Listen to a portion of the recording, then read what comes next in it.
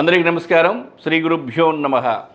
మనము అష్టదిక్పాలకులకు సంబంధించి లేదా అష్టదిక్కులకు సంబంధించి ఎత్తు పల్లాల గురించి తెలుసుకుంటున్నాము. పూర్వపు వీడియోలో అన్నిటికి సంబంధించి అన్ని దిక్కులకు సంబంధించి వివరణాత్మకంగా చెప్పడం జరిగింది. ఆ వీడియోలు కనుక మీరు చూడకపోతే ఆ వీడియోలు కూడా ఈ యొక్క వీడియో డిస్క్రిప్షన్లో లింక్ ఇవ్వడం జరిగింది. అవి కూడా చూసి వాస్తుకు సంబంధించినటువంటి జ్ఞానాన్ని మీరు పెంచుకోవాల్సిందిగా మా మనవి. ఈరోజు వీడియోకి వస్తే ఈశాన్యం ఎత్తు ధనధాన్యాల చిత్తు, అనారోగ్యములు వారి సొత్తు. కాబట్టి ఉత్తరం కన్నా పడమర కన్నా దక్షిణం కన్నా కూడా ఈశాన్యం మూల గనక ఎత్తు ఉంటే అనారోగ్యములు వారి సొత్తు.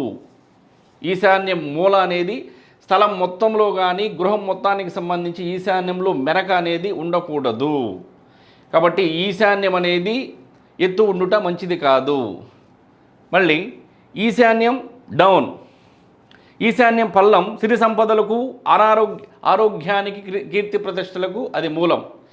ఈశాన్యం పల్లం ఆరోగ్యాలకు కీర్తి ప్రతిష్టలకు అది మూలం. ఈశాన్యం ఎప్పుడూ కూడా డౌనే ఉండాలి. డౌన్ ఉండటం వలన మనకు వచ్చేటువంటి పాజిటివ్ వైబ్రేషన్స్ ఏవైతే ఉన్నాయో అవి ఆ కుటుంబ సభ్యులకి అందడానికి అవకాశం ఉంటుంది. కాబట్టి ఈ విషయాలన్నీ కూడా మీరు తెలుసుకొని వాస్తుకు సంబంధించినటువంటి జ్ఞానాన్ని పెంచుకోవాలనేటువంటిది మా మనవి. సో ఆ విధంగా అష్టదిక్పాలకులకు సంబంధించి అష్టదిక్కులకు సంబంధించి ఎత్తు పల్లాలు ఏ విధంగా ఉన్నాయనేది మనం తెలుసుకున్నాం. అలాంటి వీడియోలకు సంబంధించి అలాంటి వాస్తుకు సంబంధించి వాస్తు శాస్త్రానికి సంబంధించి మీకు సమాచారం కావాలంటే మా ఛానల్ని ఫాలో అవ్వండి. మీకున్నటువంటి సమస్యలకు సంబంధించి మాకు తెలియచేయండి. తప్పకుండా వాటికి సంబంధించి మేము ఇన్ఫర్మేషన్ అనేది మీకు షేర్ చేస్తాము. నమస్కారం.